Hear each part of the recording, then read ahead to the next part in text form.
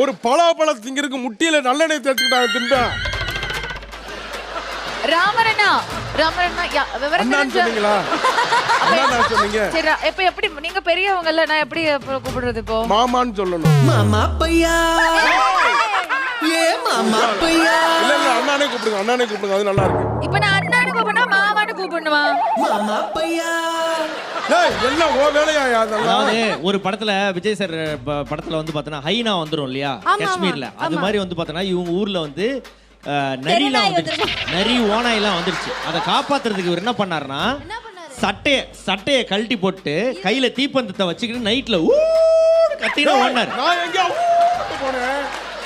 அப்ப அதுங்க என்ன நினைச்சிச்சு, நம்மளோட வயசான ஒரு ஓனா வந்துருச்சு, இல்ல பெரிய வந்து பார்த்தனா ஒரு காட்டு சொறி நாய் வந்திருக்குன்ட்டு பயந்து எல்லாம் ஊரை விட்டே ஓடிடுச்சு.